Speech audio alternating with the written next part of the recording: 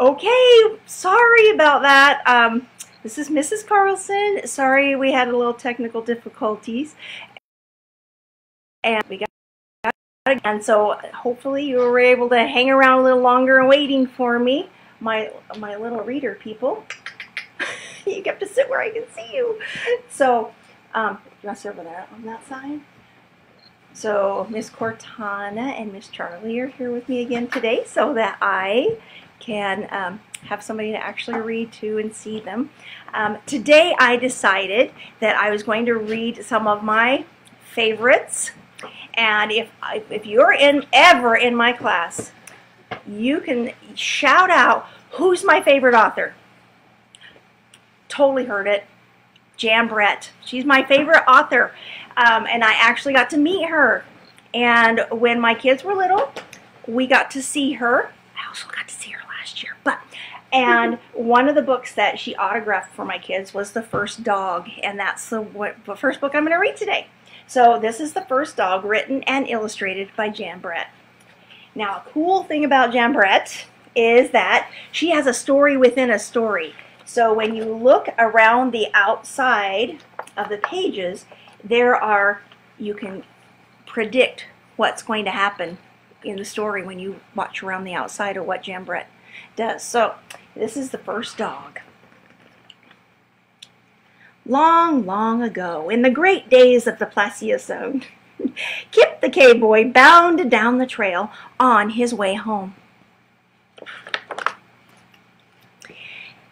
He avoided the aurochs, the cave bears, and the megasaurs.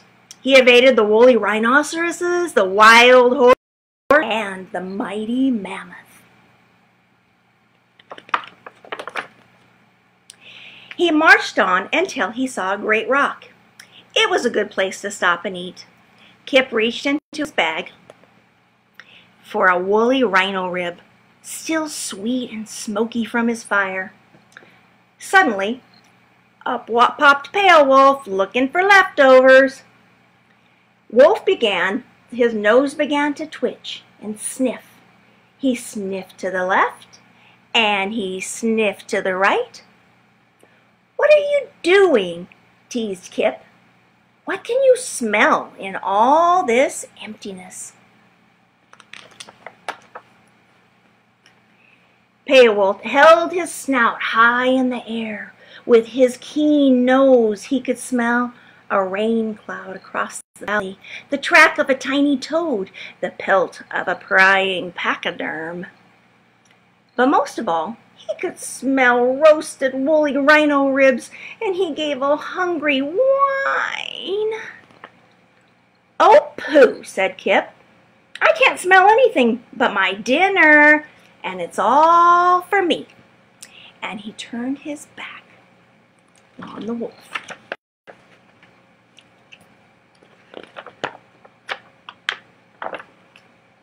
But Pale Wolf had already hurried away, and when Kip saw the reason why, he was able to get away just in time.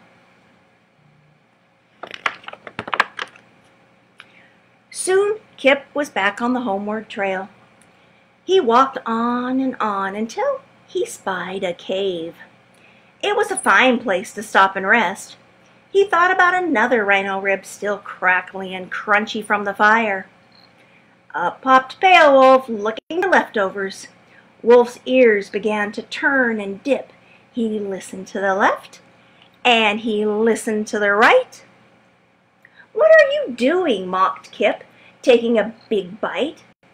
"What can you hear in all of this silence?" Wolf cocked his head, and with his fine canine ears, he could hear a fish. Oh, you can't see it. A fish rise in the river, a leaf fall, and the soft pant, pant, pant of a cave bear. But most of all, he could hear the snap of woolly rhino bones, still crisped from the fire, and he gave a pleading howl. "Oh, pooh," said Kip. "I can't hear anything. except my teeth crunching on these very tasty bones. And he threw a clump of moss at Pale Wolf. But Pale Wolf had already hurried away, and when Kip saw the reason why, he was just able to get away just in time. Soon, Kip was back on the homeward trail, more footsore and weary than ever. He trudged on and on, until he saw a big tree.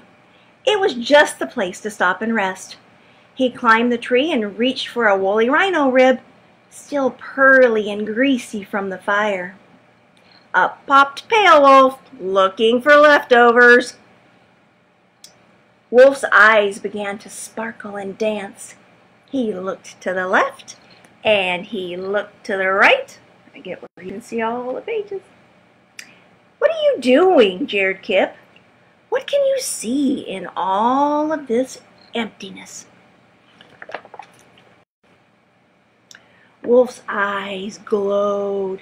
With the sharp eyes he could see the shimmer of a distant drop of dew, a mouse scurrying far away, a feline sleeping high above. But most of all, he could see a pearly, greasy morsel of rhino bone shining in the moonlight, and he licked his lips. "Pooh," said Kip, "I can't see anything. Except, of course, my roasty, toasty, crispy, crunchy, pearly, greasy, woolly rhino ribs. And you won't be tasting that, 'cause I want it all for myself."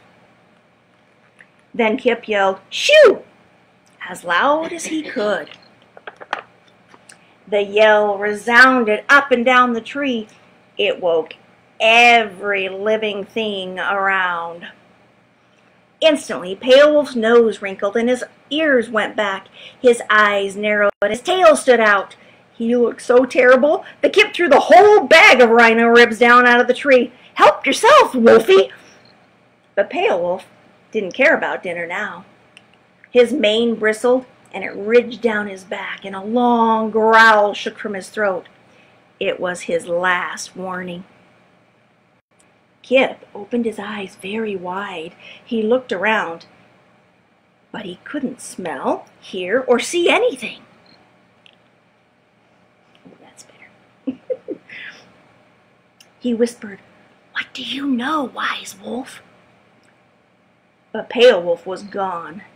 "There is great danger here," thought Kip. "I must disappear, too." And he shrank back into the leafy branches and made himself very small. And just in time, from high in the trees,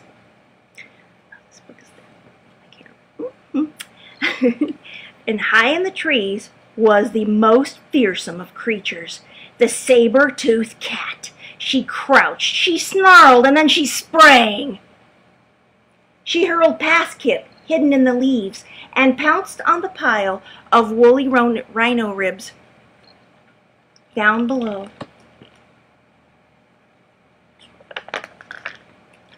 All that night, as he sat in the tree, Kip thought and thought. He shivered over Pale Wolf's last warning. It had been not 1 second too soon. So the next morning, Kip climbed down. There was Pale Wolf looking for leftovers. Together, they looked at the spot where the bones had been, and they were very gloomy. Finally, Kip made a speech. He said, "Wolfie, if you will use your keen nose and your fine ears and your sharp eyes to keep me from getting eaten up, I promise to share with you all the woolly rhino ribs and even the mammoth meat that I cook over my fire." Pale Wolf barked, meaning yes, and then he wagged his tail, the very first dog to do so. When Kip saw that, he cried, "And I will call you Dog," which means one who wags his tail. Then Kip the cave boy and the first dog went on home. The end. Now I realized as I was reading it, the pages are kind of wrinkly. It's because this has been around since my kids were kids. And so it is a well-loved book. And maybe you have some well-loved books at your house too that aren't in the best of shape because you've loved them so much. So the next one I'm going to read, another of my favorite kind of books, are fractured fairy tales, which are fairy tales that have something a little tweaky, a little wrong, a little different with them. So the one I'm going to read today is called The Frog Prince, continued. And it is by Jon Scieszka, and the paintings are by Steve Johnson.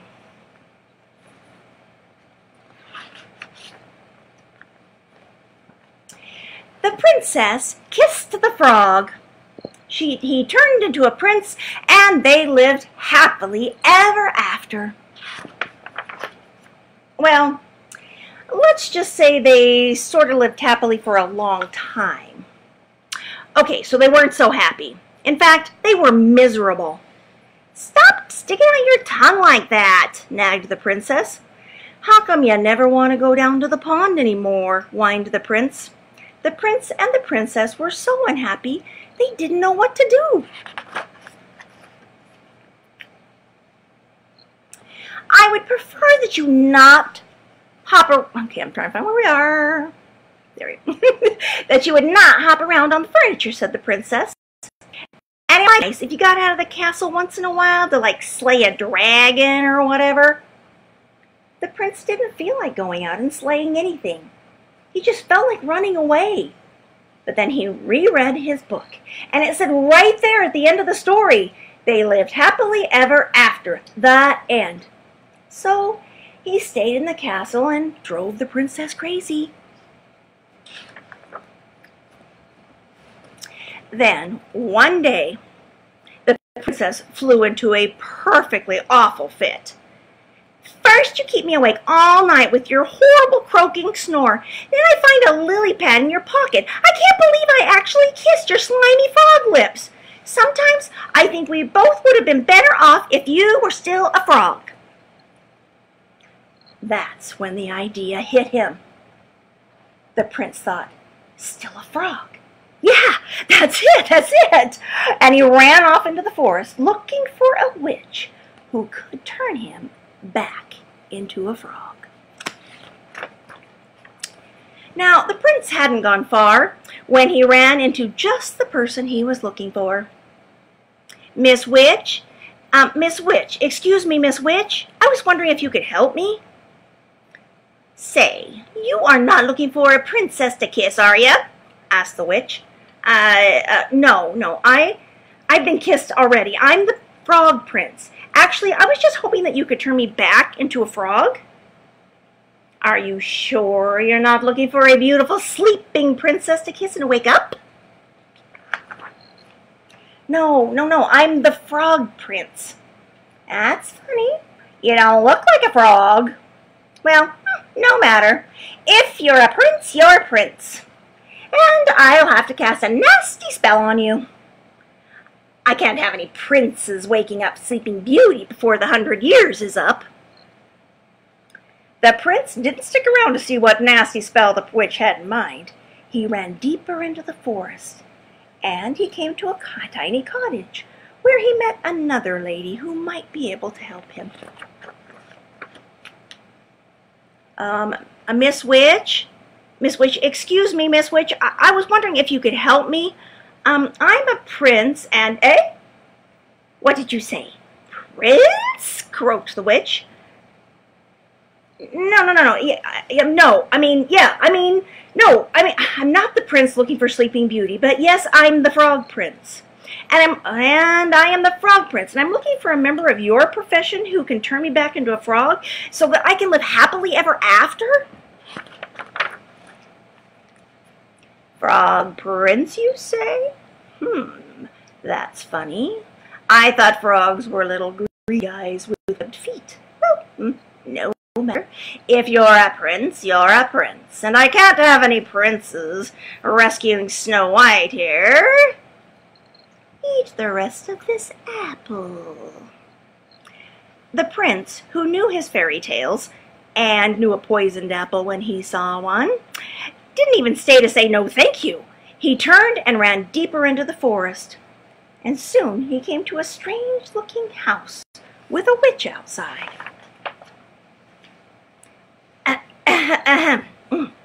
Miss Witch? Miss Witch, excuse me, Miss Witch. I was wondering if you could help me. I'm the frog. If you're a frog, I'm the king of France, said the witch. No, I'm not a frog. I'm the frog prince. But I need a wish to turn me back into a frog so I can live happily ever after, and can you do it? Said the prince in one long breath. The witch eyed the prince and licked her rather plump lips. Why, of course, dearie. Come right in. Maybe I can fit you in for lunch. The prince stepped on the slightly gummy steps. Something about this house seemed very familiar. He broke off a corner of the windowsill and tasted it. Gingerbread. I hope you don't mind me asking, Miss Witch, but do you happen to know any children by the name of Hansel and Gretel? Oh, why, yes, Prince darling, I do. I'm expecting them for dinner. The prince, who, as we said before, knew his fairy tales, ran as fast as he could deeper into the forest. Pretty soon, he was completely lost. He saw someone standing near a tree. The prince walked up to her, hoping she wasn't a witch, for he had had his fill of witches.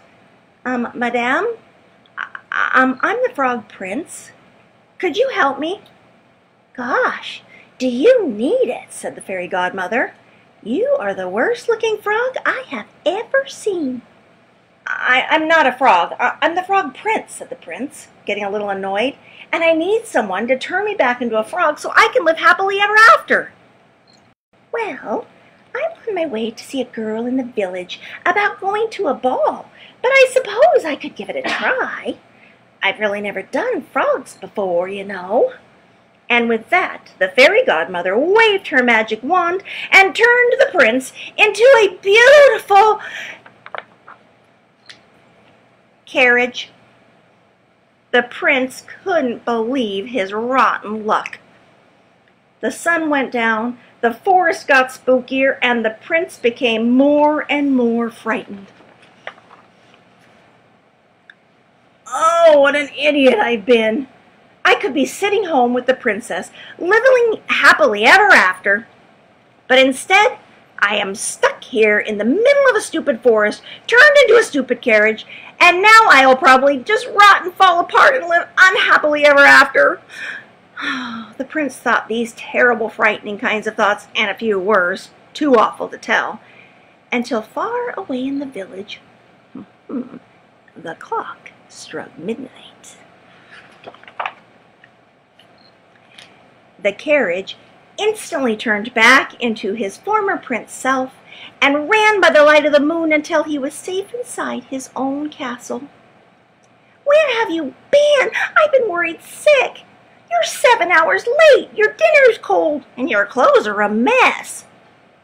The prince looked at the princess, who had believed in him when no one else in the world had, the princess who had actually kissed his slimy frog lips, the princess who loved him. The prince kissed the princess. They both turned into frogs, and they lived happily ever after. The end. So you never know when you're going to find your happily ever after, do you? So that's it for today. Sorry we started a little late. I'll try and do better tomorrow. So tomorrow at noon. Tomorrow's Saturday. Oh well. These days are all kind of running together anyway. So tomorrow at noon, I'll be better. Okay. Thanks. Have a great day. It might still be recording. I don't know Facebook, just in case it is.